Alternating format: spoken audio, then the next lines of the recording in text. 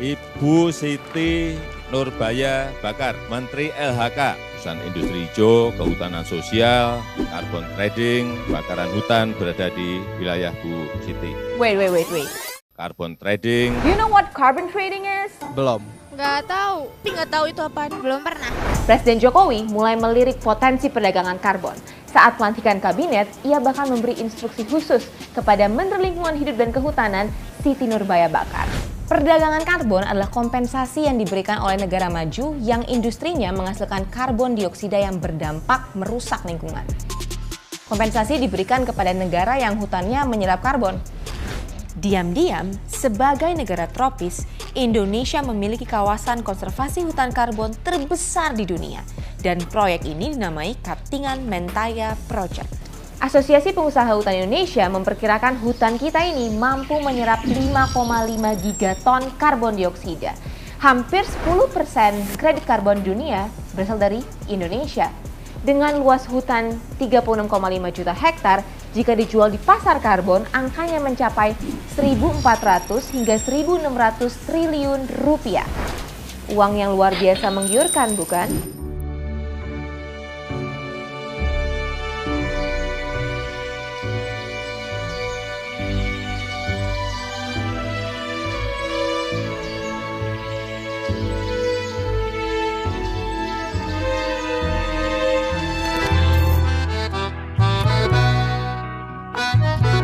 This protocol to the conference by unanimity.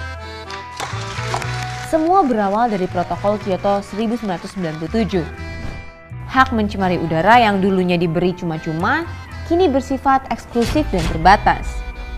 Hak berpolusi itu dikonversi jadi sertifikat surat berharga yang lalu dibagikan secara merata ke semua perusahaan.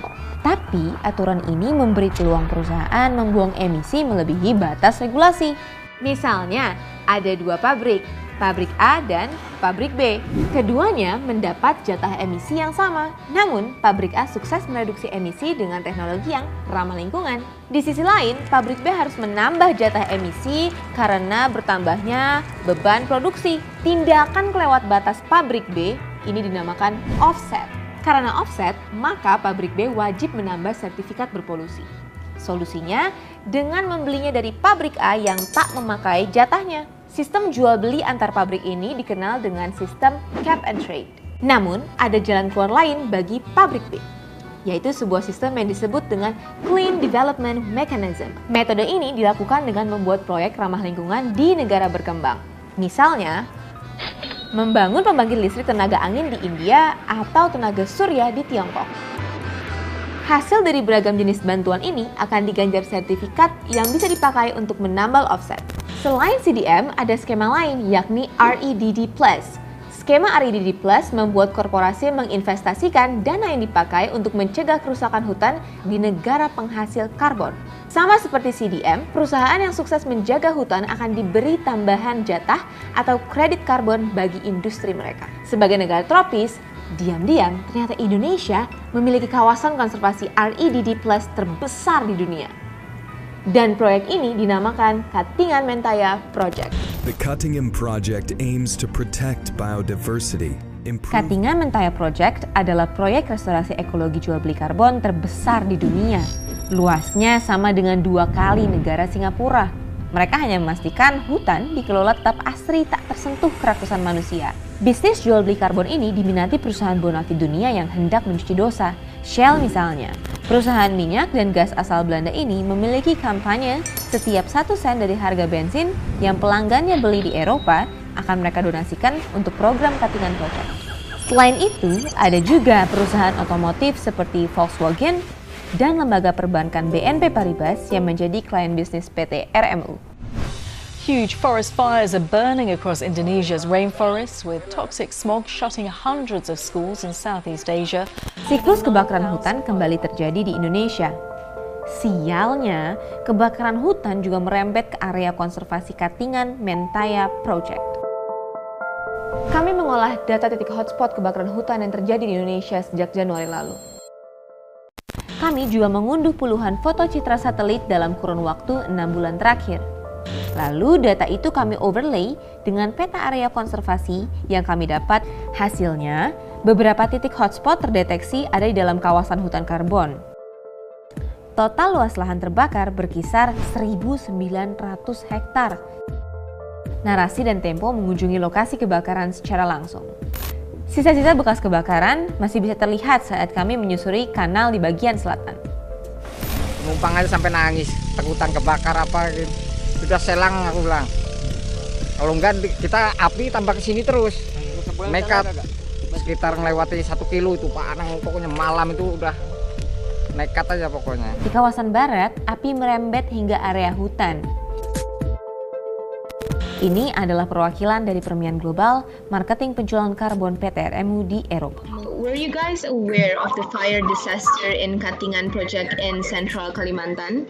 And if yes, how did you respond to that? Yeah, so I mean, as far as the fires from this year, I mean, firstly, I would say I wouldn't necessarily describe it as a fire disaster. I mean, certainly fires did occur, and the project staff does everything it can to prevent them. But the damage, I would say. Kalau tanggapan Bapak sendiri dengan fakta adanya kebakaran hutan seperti apa sih, Pak? Sebenarnya kalau kita lihat tuh analisa kami itu per musim kemarau tahun ini ya, kalau dari Juni sampai Oktober itu kebakaran kita itu jauh lebih baik dibandingkan tahun 2015 yang lalu. Dampak lebih mengerikan terjadi tahun 2015. Citra foto satelit menggambarkan kengerian itu. Laporan audit perusahaan bahkan menyebut impak kebakaran ini mencapai 9.000 hektar. Bisnis jual beli karbon di Indonesia tak semudah yang dibayangkan. Ada masalah laten yang banyak dialami pengusaha perhutanan, yaitu sengketa lahan dengan masyarakat lokal. Saat mendatangi kebakaran di wilayah barat, kami mendapati ratusan hektar tanah PT RMU diambil warga secara ilegal. Ini adalah plang milik Dayak Misik. Saat kita memasukkan koordinat plang, kita akan mendapati plang ini ada di area PT RMU. Begitu juga plang atas nama individual ini, dan ini. PT RMU belum bisa menunjukkan batas yang positif terhadap wilayah masyarakat dan PT RMU itu tersebut. Masyarakat mengaku tanah yang mereka duduki adalah tanah adat. Sudah 2 tahun lebih berjalan, setiap Senin itu mengadakan kegiatan untuk memblok hutan itu, untuk mau bikin pertanian ke kelompok itu nah. Pencaplokan lahan PT RMU hanya didasari selembar surat dari komunitas Forum Tani Dayak Misik di Palangkaraya.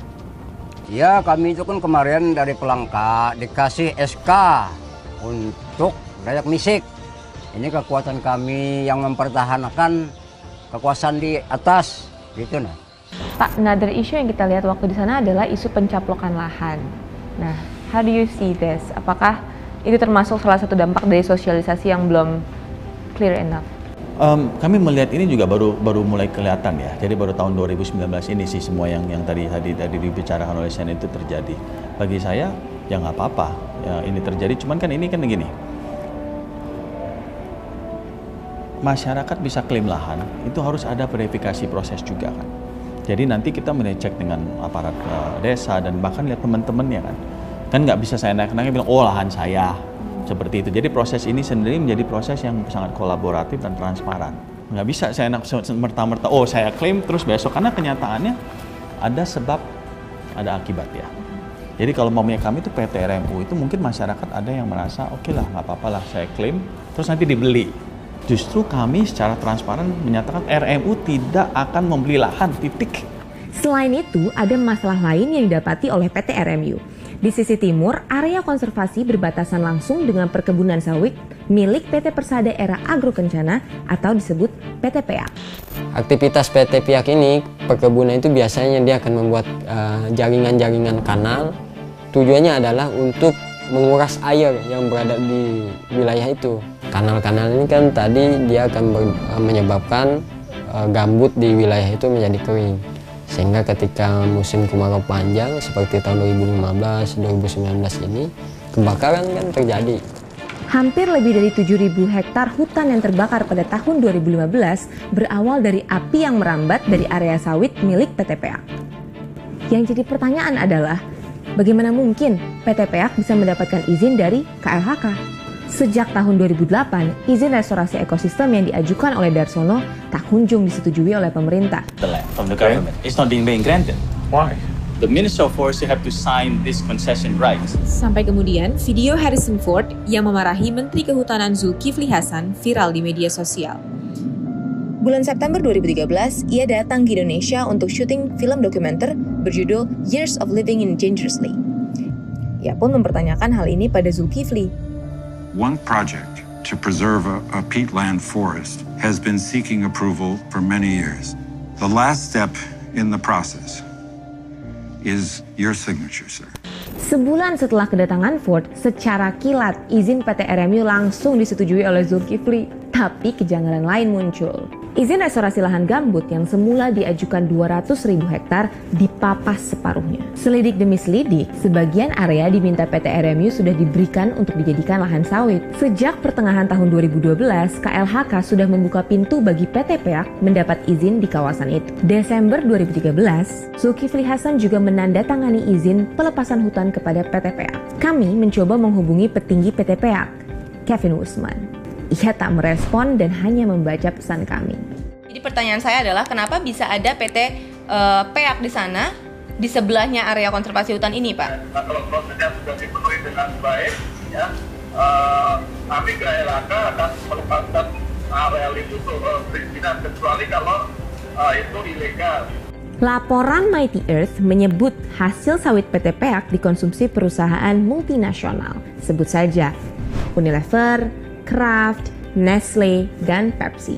Tentu saja ini paradok di saat Shell dan Volkswagen mencoba cuci dosa dengan merestorasi lahan gambut di Katingan, di sisi lain Unilever, Kraft, Nestle, dan Pepsi jadi konsumen perusahaan yang merusak lahan ekosistem itu. Konteks keadilan iklim itu harusnya negara maju dan korporasi transnasional, ya, itu yang harusnya mereka menurunkan drastis emisi gitu, bukan negara-negara berkembang. Karena apa? Karena mereka yang memulai proses industrialisasi lebih awal. Gitu. Masalah eksternal yang menimpa PT RMU akan berimplikasi turunnya kepercayaan pembeli karbon kepada Indonesia. Tetapi pihak Katingan Mentaya Project enggan menyerah. We have to have hope. I think every project recognizes that we have a very serious hill to climb up, but I mean, there's no question about giving up. I mean, it's absolutely imperative that. Di sisi lain, banyak yang memandang sinis terhadap carbon trading. Urusan dagang karbon harus ditinjau ulang ya, bahwa Presiden Jokowi mengamanatkan itu, menurut saya itu sesuatu yang salah gitu. Bahwa upaya pelestarian lingkungan itu juga bagian dari hak asasi manusia. Nah, sekarang ini kan semua diukur dalam kantong ya, atau skema soal ekonomi investasi. Dengan bertransaksi melalui karbon ini, maka sepertinya miliaran dolar itu akan hadir. Bahkan pohon-pohon itu seperti menggantungkan dolar. Siapa yang bisa menggaransi bahwa sampai minimal katakan 100 tahun, kondisi areal itu tidak terganggu. Karena apa? Karena mereka membutuhkan itu. Nah, kita lihat sendiri, contoh sekarang misalnya, seperti misalnya di Taman Nasional Tesonilo, misalnya itu 83.000 hektar sekian, dan sekarang tinggal sekian puluh ribu hektar. Nah, pertanyaannya kemudian adalah bagaimana kita meyakinkan pihak luar bahwa yang seperti itu tidak mungkin terjadi pada hal-hal tertentu. Pada ujungnya, perdagangan karbon tak akan mampu mencegah deforestasi hutan yang semakin masif terjadi di Indonesia.